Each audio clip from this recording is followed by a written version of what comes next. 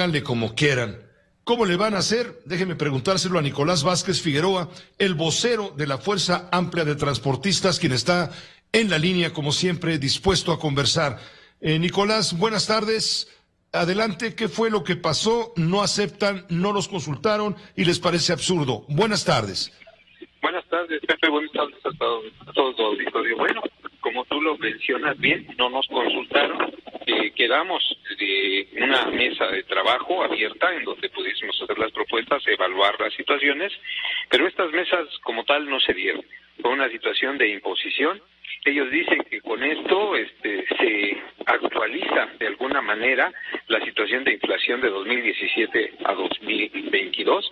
Bueno, la situación es que ni siquiera se actualiza. Si revisamos la inflación de 2017 a 2022, estamos hablando de más o menos el 29.9% de tasa de inflación. Le incrementa la tarifa del 20%, no actualiza y nos queda de ver, como nos han quedado de ver durante todas las otras administraciones, ¿no? Entonces, bastante crítico, porque con esta situación, pues es difícil alcanzar los objetivos que pretende esta administración de mejorar el transporte en términos de cambiar unidades, ¿no? En términos de cambiar unidades, cuando una unidad hoy te cuesta 1.650.000 hasta 1.800.000 pesos en términos de lo que se requiere, de acuerdo a la norma oficial que tiene ya el gobierno de la ciudad para esto. Entonces, bastante difícil, como te decía, no nos consultaron.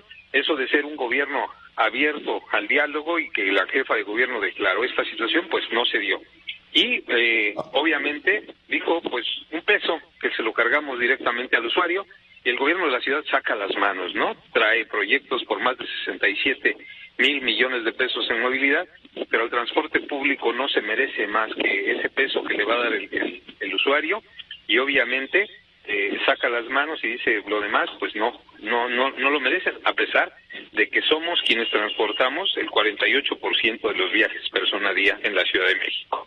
Ahora, les han impuesto una serie de condiciones estrictas que fueron dadas a conocer con todo detalle respecto al estado de mantenimiento que deben observar las unidades que prestan el servicio público, los choferes deben de ir, digamos, uniformados con una camisa blanca, un pantalón oscuro, no debe haber otros...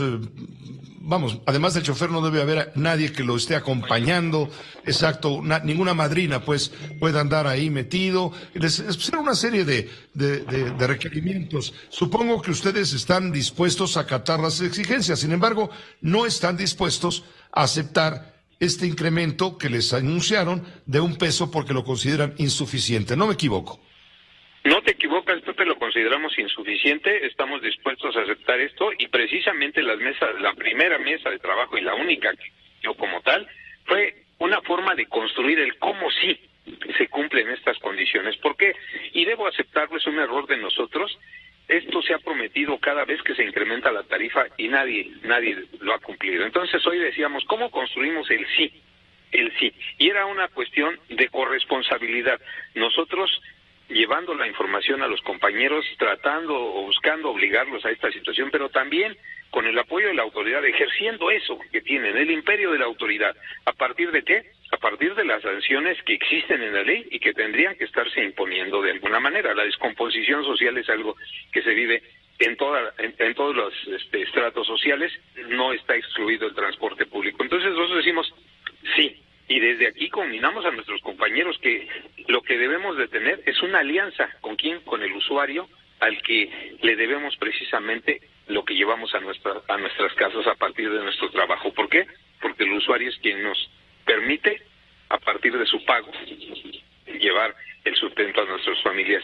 Él no tiene la culpa de que el gobierno de la ciudad diga, con esto se tienen que conformar porque políticamente nosotros decimos que somos la ciudad que tiene la tarifa más baja de todo el país, y lo reconoce el propio Andrés Layuz en su declaración. Entonces, bastante crítico porque nos pone en una situación precaria, lo que él dice, y en donde sí difícilmente se puede cumplir. Había yo por ahí alguna entrevista de algún medio de comunicación que dice, son unidades que ya tienen incluso goteras. Yo le diría, son unidades que tienen 30 años de vida útil. En el 90-94 cambiamos todas las unidades y fueron vehículos nuevos todos. Vino una pauperización de la tarifa de los ingresos, y bueno, hoy tenemos todavía un poco más de 5,000 unidades que están en esas condiciones y que obviamente se necesitan cambiar, pero tenemos que dar las condiciones no solamente para cambiarlos, sino también para que obviamente el mantenimiento preventivo y correctivo sea el óptimo y obviamente en función del tiempo de terminar su ciclo y su vida útil se puedan volver a cambiar. Si no, viviremos otro proceso de chatarrización, nada más que ahora en lugar de microbuses serán autobuses. Esa es la situación. Nicolás, permíteme preguntarte, finalmente, una vez conocida esta propuesta, ¿qué decisión van a tomar? ¿Qué van a hacer? ¿Van a volver a hacer paros, a tomar las calles, a colapsar la ciudad en protesta para ser oídos, escuchados? Nosotros hemos acordado reunirnos con todos nuestros compañeros en estos días para determinar, pero una cosa sí te puedo adelantar, en lo particular yo no lo veo en esa situación. Creo que habrá un esfuerzo ya de la ciudadanía por hacer un pago, por decir, bueno, a pesar de mi precaria situación económica, de los sueldos que existen, voy a pagar un peso más. Agradecemos incluso de los ciudadanos esa disposición porque la hubo en algunos comentarios, pero sí vamos a buscar el diálogo tanto con la Asamblea Legislativa como con el propio gobierno. ¿Para qué? Para que la jefa de gobierno cumpla con lo que afirmó. Estamos otorgando bonos de combustibles, ¿para qué? Para subsanar de alguna manera esta situación, porque ella lo dijo fuerte y claro. Les estamos otorgando esta situación de subsidio. Bueno, nosotros les decimos, no alcanza, pero buscamos otras opciones. También por ahí les dejamos en la mesa la posibilidad de que se dé un subsidio al transporte público. Como referencia, le decía, en el 2017 se da el problema del gasolinazo y en algunas zonas fronterizas y, por ejemplo, para el campo, se tiene un precio de diésel más económico. Se quiere tener un transporte barato en la Ciudad de México para que se mueva esta gran ciudad. Bueno, ahí hay una de las pequeñas aristas que se podrían explorar y que están en la mesa del gobierno. Correcto, queda claro entonces. Te agradezco, Nicolás Vázquez Figueroa, el haber permitido esta conversación con la audiencia de Fórmula. Dicen ustedes, vamos a presionar políticamente, vamos a presionar a las autoridades del gobierno de la Ciudad de México, vamos a presionar también en la Asamblea Legislativa, en la Cámara de Diputados de la Ciudad de México. No aceptamos el incremento, nos parece insuficiente, pero no vamos a convocar a más paros que colapsen la ciudad. ¿Es correcto? Es correcto, porque hemos decidido no afectar, como te decía, la vida de todas aquellas personas que hoy utilizan la vía pública. Pues te agradezco muchísimo. Muy buenas tardes. Buenas tardes, Pepe, buenas tardes a todo tu auditorio. Muchas gracias. A ti muchas gracias. Nicolás Vázquez Figueroa, vocero de la Fuerza Amplia de Transportistas. ¿Qué dice a todo esto el gobierno de la Ciudad de México? En la línea tenemos comunicación con el maestro Martí Batres. Él es secretario de Gobierno de la Ciudad de México. Martín, ¿has escuchado lo que dijo en este momento Nicolás Vázquez Figueroa a nombre de los transportistas?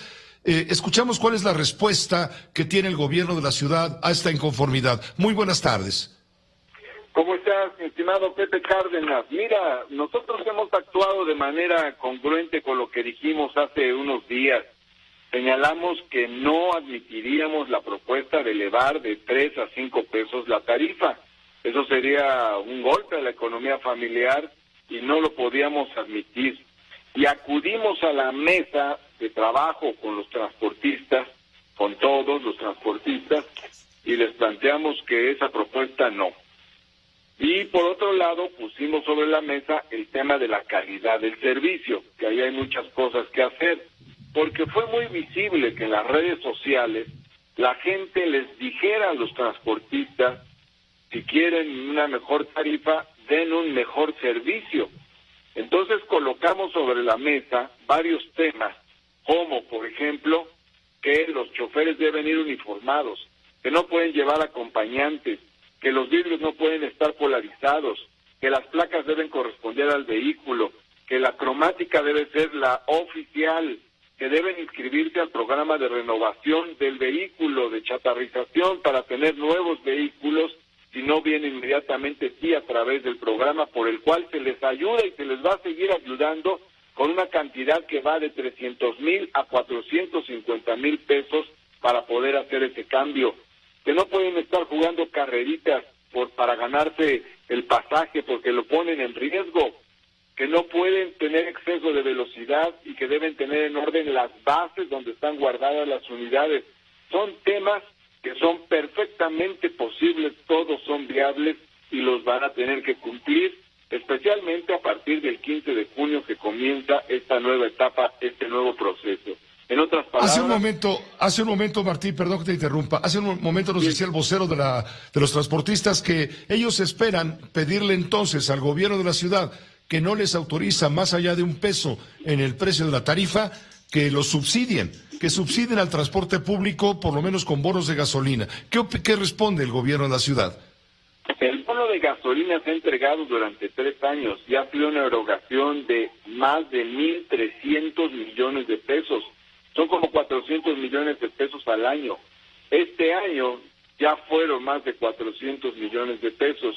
Si nosotros seguimos con este programa del bono de combustible, tendríamos que gastar como gobierno otros 2.500 millones de pesos, o sea, lo que equivale a una gran inversión de obra pública, y aquí ni siquiera se genera infraestructura nueva, ni siquiera es para que se adquieran nuevas unidades o construir rutas u otra cosa. Entonces, ese bono de combustible se entregó por 2 motivos. Uno, por la pandemia, porque obviamente bajó la movilidad en la ciudad cuando vino el confinamiento de una manera tremenda, y el otro fue para evitar el aumento a la tarifa.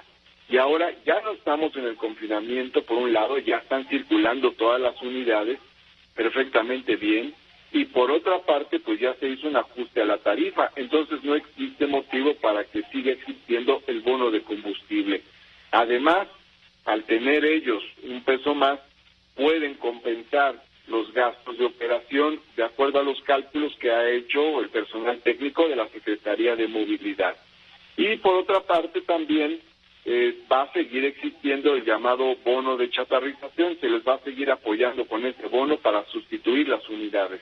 Y van a seguir teniendo apoyo del gobierno en capacitación, regularización de las unidades y otro tipo de facilidades en los trámites que tienen que realizar. Así de que el apoyo del gobierno lo van a tener, pero también queremos que ellos apoyen a los usuarios. ¿Y los usuarios qué quieren? Pues 2 cosas. Uno, que no les impongan una tarifa muy elevada, y por otra parte, que den un buen servicio, un servicio de calidad. Ahora, ¿qué va a pasar, Martí Batres, finalmente, si no cumplen con todos los requerimientos planteados por la autoridad de la Ciudad de México? Si los transportistas no cumplen, ¿qué va a pasar? Si el próximo 15 no entran ahora sí que en cintura, de acuerdo con lo que ustedes están reiterando, ¿qué va a pasar, Martí? Bueno, primero te voy a decir cuál es nuestro deseo y expectativa, pues que sí cumplan, es muy importante. ¿Cuál es nuestra expectativa? Es que es perfectamente factible.